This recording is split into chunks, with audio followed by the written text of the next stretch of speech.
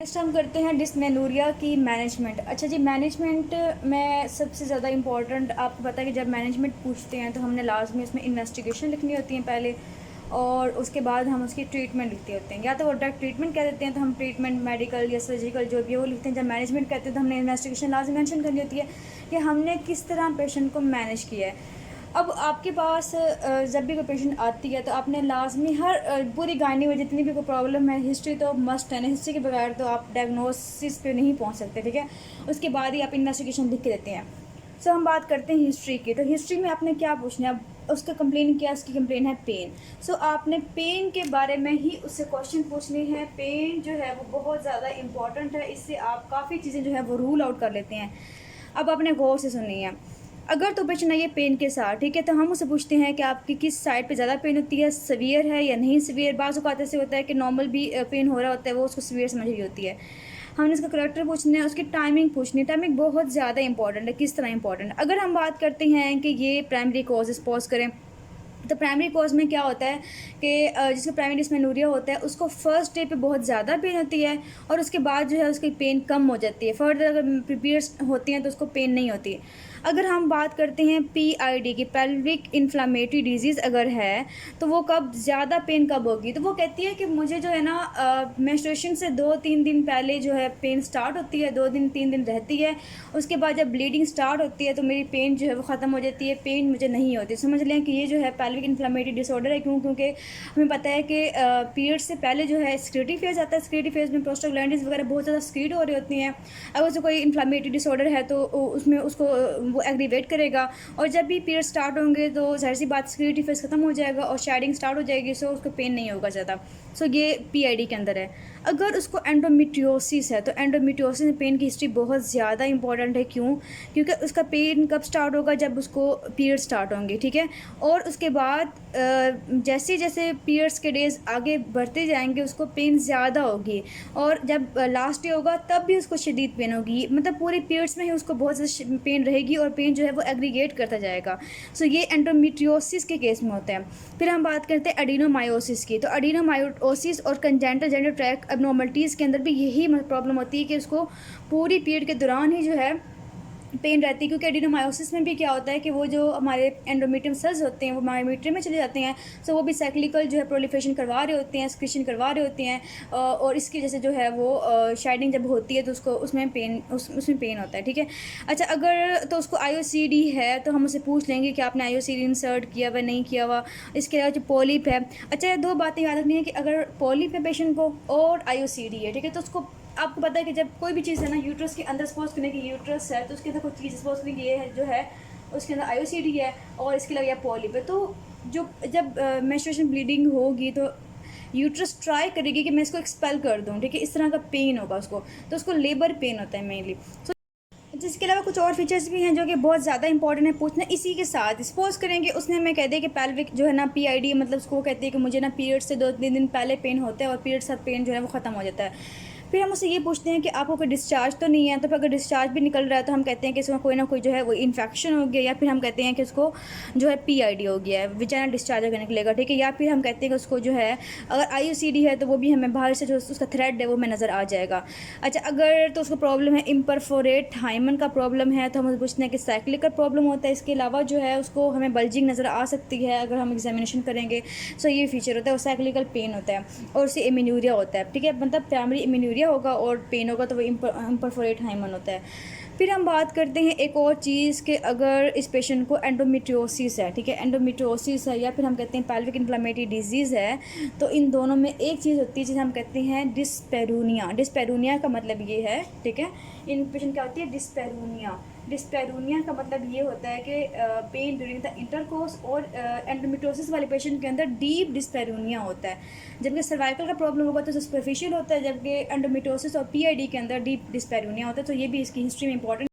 चलिए जी, नेक्स्ट हमारा है एग्जामिनेशन। एग्जामिनेशन में हमने क्या करना होता है पता है कि जनरल फिजिकल एग्जामिनेशन करेंगे। जनरल फिजिकल एग्जामिनेशन में हमने से देख लेंगे वो डिप्रेस तो नहीं है, उसका पेलर तो नहीं है। अगर सपोज करेंगे उसका जो है पीआईडी है, को बहुत क्रॉनिक अरसे से जो उसको पेन होता है, क्रॉनिक पीआईडी है, तब उसका वेट लॉस भी हो सकता है, ठीक है। तो हमने ये एग्जामिन करना होता है। अच्छा, इसके अलावा हम चेक कर लेते हैं उसकी जनरल फिजिकल एग्जामिनेशन में एब्डोमेन की हम जब एग्जामिन करते हैं तो टेंडरनेस मिल सकती है, या फिर उसकी कुछ अगर बहुत बल्जिंग चीज़ है तो वो भी साइज़ वगैरह उसका मिल सकता है। फिर हम करते हैं तो हमने कर लिया जनरल फिजिकल के अंदर जनरली बॉडी देख ली और एब्डोमेन का एग्जामिनेशन कर लिया, ठीक है। अब हम करते हैं pelvic examination. Pelvic examination is very very important है, पहले भी हमने की थी जब एबनॉर्मल यूट्राइन ब्लीडिंग थी। जब भी आप जाते हैं गायनी में, कोई भी पेशेंट जाती है तो उसको वैसे ही फ़ौरन से ही नहीं कहते कि चलो जिसकी इसकी इन्वेस्टिगेशन करवा लें, हम जाते हैं फ़ौरन से हम अल्ट्रासाउंड करवा लें या कुछ और करवा लें। पहले वो लाजमी जो है एग्जामिन करते होते हैं हाथ से, ठीक है। अब पहले एग्जामिनेशन करते हैं पर्स स्पेकुलम, ठीक है। पर्स स्पेकुलम की वजह से होगा, स्पेकुलम जो है एक ऐसी इंस्ट्रूमेंट है जिसे हम इंसर्ट करते हैं थ्रू विजाना और उससे हम डायलेट करते हैं और हम यूट्राइन की एब्नॉर्मलिटी देख सकते हैं। और ये हमारे ओस्पी के लिए भी स्पेकुलम जो है वो इंपॉर्टेंट है और आपको स्क्रीन पे जो है स्पेकुलम की पिक्चर नज़र आ रही है। अच्छा, अब पर्स स्पेकुलम किस तरह करते हैं कि मैंने कहा वो इंसर्ट करते हैं, इंसर्ट के बाद जो है उसे डायलेट करते हैं और हम विजुअली देख रहे होते हैं कि कोई एबनॉर्मलिटी जो है वो हमें नज़र आ सकती है। पर्स स्पेकुलम से जो है हमें कौन कौन से एबनॉर्मलिटी नज़र आती है। सपोज करें कोई डिस्चार्ज है, पीआईडी है तो उसमें डिस्चार्ज हमें नज़र आ जाएगा, पॉलिप है तो प्रोट्रूड किया वो नज़र आ जाएगा, इसके अलावा आईओसीडी है तो नज़र आ जाएगा। इसके अलावा ना हमें जो है ना, एक मैंने बताया था पहले भी आपको कि एंडोमेट्रियोसिस के अंदर क्या होता है कि ब्लू स्पॉट होता है, वहाँ पे यूट्रोसैक्रल के अंदर एक लिगामेंट होता है, उसमें क्या होता है कि हमें एक ब्लू स्पॉट है। सपोज करें कि यहाँ पे अगर हम देख रहे हैं हम इस तरह से एग्जामिन कर रहे हैं, ठीक है, पेशेंट को अगर हम एग्जामिन करें पेशेंट को तो क्या होगा कि यहाँ पे जो है यूट्रस है, ठीक है, यूट्रस है, नीचे जो है हमारी सैक्रम है, ठीक है। सैक्रम में जो दरमियान यहाँ ब्लू स्पॉट्स हमें नज़र आ सकता है। सो ये भी एग्जामिनेशन में मिल सकता है। इसके बाद हम करते हैं bye manual examination. Bye manual examination बताया था आपको कि दोनों हैंड से करते हैं। किस तरह होता है कि एक हैंड जो होता है वो ऊपर होता है, एब्डोमेन पे होता है, ठीक है। सपोज राइट हैंड जो है वो एब्डोमेन पे रख दिया और दूसरे जो हैंड है 2 फिंगर्स इंसर्ट करके हम पालपेट कर सकते हैं। हम देख सकते हैं कि वहाँ पे जो है कोई मैस तो नहीं है, अगर उनके फाइब्रोइड्स तो नहीं, फाइब्रोइड्स तो बहुत ईजीली मिल जाती हैं। इसके अलावा पीआईडी है तो मिल सकती है। इसके अलावा जो है एडिनोमायोसिस है, ठीक है, उसमें क्या होगा पूरी यूट्रस जो है बहुत बड़ी सी होगी, या हेरिडिमेट्री होने तो वो फील कर सकते हैं। बाय मैनुअल एग्जामिनेशन आपको स्क्रीन पे दिखाई जा रही है किस तरह परफॉर्म करते हैं और ये बहुत इंपॉर्टेंट स्टेप है। ये हम एग्जाम में करवाया तो नहीं जाता, लेकिन आपको एटलीस्ट स्टेप्स पता हों और ये पता हों कि हम मैनुअल में कौन कौन सी जो है चीज़ें रूल आउट कर सकते हैं। अब हम एब्डोमेन में प्रेशर क्यों दे देते हैं, वो इसलिए देते हैं ताकि अगर फील कर रही हूँ तो ऊपर से प्रेस करूँगी तो जाहिर सी बात है यूट्रस, या फिर अगर हम बात करते हैं ओवरी की, अगर मैं फील करना चाहती हूँ तो उससे करीब ले आएंगे ऊपर से, ठीक है। तो जब उसे प्रेस करेंगे तो हम बड़ी ईजीली जो है उसका स्ट्रक्चर, साइज़, उसकी कंसिस्टेंसी, उसकी अगर वो मोबाइल है, इमोबाइल है, वो सारा कुछ इसमें हमें मालूम हो जाएगा। चलिए, जब हम बात करते हैं इन्वेस्टिगेशंस की, कौन कौन सी इन्वेस्टिगेशन हम करवाएंगे। इन्वेस्टिगेशन हमें पता है कि सबसे पहले हमारा आ गया है एक फर्स्ट पे आ गया अल्ट्रासाउंड आ गया है, ठीक है। अल्ट्रासाउंड बहुत ज़्यादा इंपॉर्टेंट है। इसके अंदर अगर हमें कोई मैस मिला है तो हम कंफर्म करने के लिए अल्ट्रासाउंड करवाते होते हैं। अब अल्ट्रासाउंड जो है वो 2 तरह का होता है। पहले बताया था आपको कि ट्रांस विजाइनल अल्ट्रासाउंड स्कैन और ट्रांस एब्डोमिनल अल्ट्रासाउंड स्कैन। अच्छा, ये याद है ना, ट्रांस विजाइनल जब करते होते हैं, मैंने स्क्रीन पे आपको दिखाया है कि ट्रांस विजाइनल किस तरह करते हैं कि एक प्रोब होता है और वो थ्रू विजाइना हम इंसर्ट करते हैं और हम देखते हैं कि यूट्रस के अंदर कौन कौन सी एबनॉर्मलिटीज़ होती है। मेनली यूट्रस की जो एबनॉर्मलिटीज़ होती हैं वो सारी मिल सकती हैं और उसके अलावा ओवरी की भी मिल सकती हैं। अब ट्रांस विजाइनल हम जब इंसर्ट करते हैं तो हमें क्या क्या फाइंडिंग्स मिल सकती हैं कि अगर एंडोमेट्रियम के अंदर कोई पॉलिप, छोटा पॉलिप है, या फिर कोई छोटे छोटे फाइब्रोइड्स हैं, सबम्यूकस फाइब्रोइड्स हैं, तो या फिर उसका हाइपरप्लेजिया है, या फिर कोई भी और एबनॉर्मलिटी है, तो वो हमें वहाँ पे अल्ट्रासाउंड पे मिल सकती है। और इसके अलावा अगर हम बात करें तो आईओसीडी की पोजीशन देख सकते हैं हम। अगर हम एब्डोमिनल करें तभी हम देख सकते हैं इसके अंदर कोई ट्यूबो ओवेरियन मैस है वो हम देख सकते हैं। जैसे कंजेंटल एबनॉर्मलिटीज़ हैं तो वो हम सारा कुछ जो है वो इसके अंदर देख सकते हैं। ट्रांस एब्डोमिन जो है एब्डोमिन से करते होते हैं और ट्रांस जो वजाना के थ्रू से कर रहे होते हैं। अच्छा, ये तो हमने कर लिया अल्ट्रासाउंड। इसका सेकंड है आपकी लेप्रोस्कोपी। अच्छा, अब हमने जब हमने पढ़ा था एब्डोमिनल यूट्राइन ब्लीडिंग तो हमने लेप्रोस्कोपी को एंड पे रखा था। अब यहाँ पे ये क्यों इंपॉर्टेंट है, मैंने आपको बताया कि स्कैंडी डिस्मेनोरिया की जो बहुत इंपॉर्टेंट कॉज है वो है एंडोमेट्रियोसिस। सो एंडोमेट्रियोसिस के जो पेशेंट आते हैं, सपोज करें कि ये जो है ये यूट्रस है, ठीक है, यूट्रस है और ये यहाँ पे ना एक यूट्रस है, ठीक है। यूट्रस हम ऐसे बनाते हैं, ठीक, ये यूट्रस है और यहाँ फेलोपियन ट्यूब्स हैं और यहाँ पे जो है वो ओवरी हैं। अब क्या होगा कि एंडोमेट्रियोसिस में क्या होता है पता है कि जो टिश्यूज़ होते हैं एंडोमेट्रियम के, ये जाते हैं बाहर एब्डोमेन पे कहीं भी जा सकते हैं, ठीक है। यहाँ पे हो सकते हैं, या फिर हमारे जो है यहाँ पे हो सकते हैं लिगामेंट्स हो सकते हैं। तो जहाँ पे भी होंगे, अब ये यूट्रस के बाहर चले गए हैं, अगर तो हैं ओवरी के अंदर चॉकलेट सिस्टर, तो वो भी हमें मालूम हो जाएगा अल्ट्रासाउंड के अंदर। लेकिन अगर वो इसके अलावा किसी और जगह पे है, किसी सैक में पाया जाता है, किसी यूट्रस के बाहर कैविटी में पाया जा रहा है, तो उससे हमने क्या करना है। अब आप देखें, हमने जब पहले इन्वेस्टिगेशन की, अल्ट्रासाउंड किया, ट्रांसजनरल हम गए, तो हमें वो मैस नहीं मिलेगा, ठीक है। हम ट्रांसजनरल गए, हमने देखा तो हमें सिर्फ और सिर्फ यूट्राइन कैविटी ही नज़र आएगी इसके अंदर।